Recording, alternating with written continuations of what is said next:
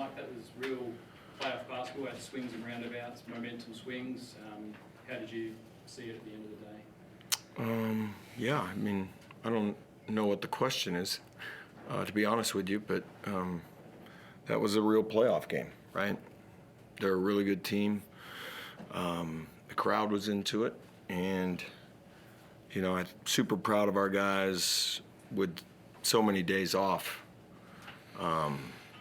To be able to, somebody's calling me already, sorry guys, to be able to make plays and find a way to win. Was that the big unknown for you going in, that you had this big break before the biggest game of the season so far? Yeah, I really felt like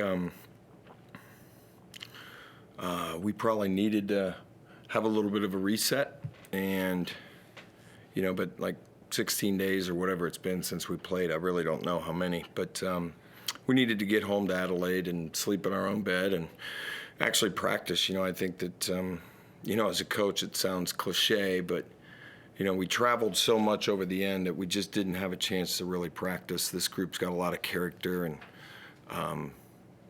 you know, they tried to really dial into the things that we felt like could help us get better. What did you think was the difference in the end? You know, we made plays, and I think it's playoff basketball is about making plays, and sometimes it's just one more play. And what about the man to your left, his performance tonight? 42 on 68%, didn't go to the line, did it all as efficient as we've ever seen someone in that position do? Well, yeah, I mean, that's what great players do. He does it all the time. We're fortunate that he's here playing in a blue uniform, and you know, that's what great players do in these situations. That's why he's the MVP. That's why he's done what he's done in this league. He led us the entire time on both sides of the ball and in the huddles, as I say. And you should probably ask him these questions, to be honest with you. He was outstanding, but we had a group effort. Their communication within the group and during timeouts, even on the floor at free throws or those dead ball situations, guys were communicating, we were huddling. I thought we were organized, and there was guys on the same page. Bryce, we'll ask you the question. You had 16 in the first quarter. Did you feel on from the start? Was it just one of those nights when you did feel pretty on?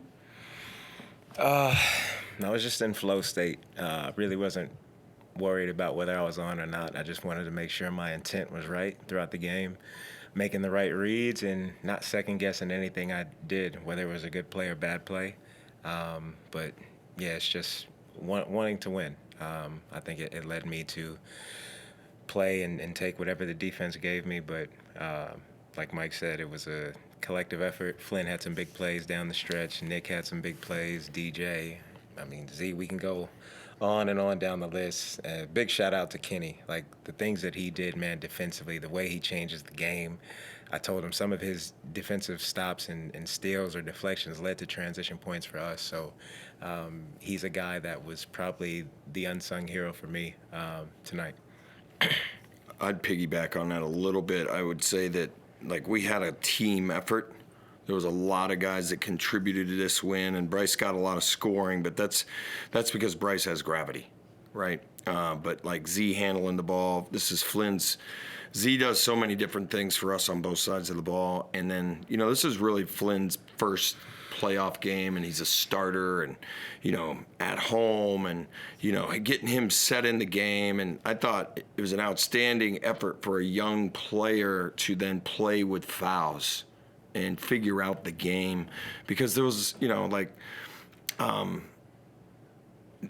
wasn't sure, you know, it was a big, fast, physical game. I thought the two veteran officials called the game one way, and I thought the younger guy called the game a little different. And what our guys did was they continued to play and stay in the moment and figure out how to win. And I thought that was incredibly important for the group. But, you know, like, as much as those guys did things, I would like to say, though, that, like, John Jenkins or Isaac White or whatever, the minutes they came in, the physicality they played with, the fouls they played with were all incredibly important for the group to get the desired result at the end. Just lastly from me too, Bryce did mention a couple of the unsung guys. Matt Kenyon played 10 minutes and had 3 steals, and that speaks to what Bryce just said there, and then Yeah. he's smashing the offensive glass. He's a professional. He's a professional basketball player. He's very prideful. He takes care of himself.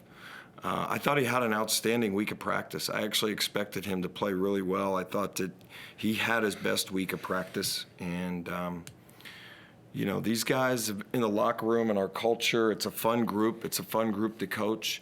And they've been, you know, really outstanding. It's been just a lot of fun. I'm glad we got home and we had a really big win at home. And now we get the opportunity to go on the road and win a game. So we look forward to the challenge, and we know how good they are, and we know what they'll bring.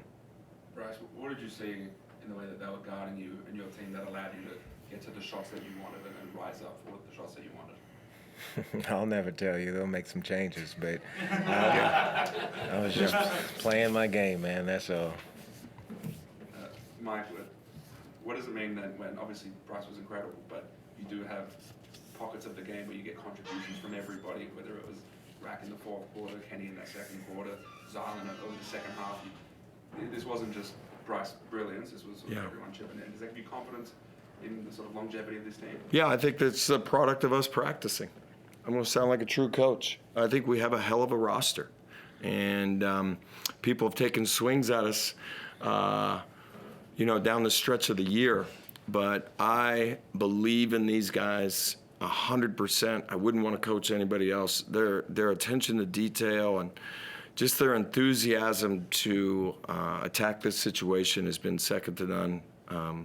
And we'll see how it goes. But yeah, the group has been outstanding. They've accepted their roles, you know, like I think, you know your role, accept your role, star in your role. That's kind of an important thing for a team and the culture. And if you really want to like win and do something significant, I think we have a group that, you know, they try to do that. Over the course of the regular season, you guys were not a fast team. You guys didn't play with a lot of pace. You had 19 fast break points tonight. Obviously, probably the nature of the way they guard as well. But what did you make of the pace that your team played with? Yeah, I didn't. Points from it. To be honest with you, I didn't think the pace really mattered. I think the pace was probably off just our defense and some of the things on the defensive end. And we know the formula. There's a analytic component to this where you have to have a chance to beat these guys because they're so talented and they play a certain way and they try to speed certain things up and shoot a bunch of threes, a bunch. I don't have my glasses on, but looks like a 12 for 43. But there's a formula in there that you have to find your sweet spot to be able to beat them. And I thought for the most part tonight the game was, you know, we controlled tempo, and it looked a lot like the first 2 times of the game. And, you know, they'll try to change that, and, you know, we'll have to go. And this is part of the chess match. Now, this is what playoff basketball is all about. This is what I love. This is what we all play for. And, you know, just the opportunity to be in this situation, and super thankful to be here and to coach these guys. They had 21 boards, I think 10 in the third quarter. Obviously, you know that's coming. How do you sort of drill that into your guys? Yeah. Lock in. Yeah, Extra? I don't think we can go do any blockout drills at this point in the year. You know, it's part of it. There was a lot of, I would say, like probably the good part is that there was a lot of missed shots. And when you take 43 threes, you know, long shots or long rebounds, we're going to have to stay in there. But I give our guys credit. It doesn't really matter if we won the game. It doesn't. It's going to be a point for everybody else to talk about in those games when we lost. But if we win, it does not matter. Just 2 for me. Mike, the 9-10 games you won this season where it was really tight in the 4th term and you were able to prevail and get the win in those games, how much confidence and how much of a mental sort of advantage does that give you in games like tonight where it gets tight at the end? Yeah, I don't know. I think we have a bunch of guys that make plays, a bunch of guys that have been in big games, and I rode those guys kind of down the stretch with Flynn being maybe the young guy in the group. But there's a bunch of guys, you know, maybe that haven't played in a lot of playoff games, but have got a lot of NBL experience. We got a lot of guys with 100 to 150 games, and I think that's important in this league too. And Bryce, your 42 points, from a Sixers perspective, you might have just jumped into the top 5 all-time final scorers as an individual for the 36ers. You're up there with the likes of Brett Maher, Mark Davis, Darryl Pierce, Al Green, Ron Rose. They're the names that your score tonight is surrounding. How's that make you feel? Knowing that? I mean, it's cool, but the most important thing is, we got the win. I think when the season's done, I'll probably have more time to reflect on all the different things I've accomplished. But for right now, all that matters is us, getting wins. And we said at the start of the playoffs or whatever, 5 wins to win a championship, and we got 1 down. So if we can keep knocking them off, I'll be happy. Bryce, what feels better, your 42 tonight or your 36 against North Carolina? Well, we won tonight, so I'm going to go this one. Max on the line and we'll wrap up soon. Bryce, you guys seem to respond every time you guys were challenged tonight. What did you like most about the group's ability to, absorb that pressure and continue to find answers? I think that, no matter what happened, we kept playing. Phoenix, they shot the hell out of the ball. We made them take tough shots. They hit tough shots. For the most part, we didn't put our head down, and we kept playing. We stuck to the game plan. And, with a talented team like that, the only thing you can do is just try to make them work for it.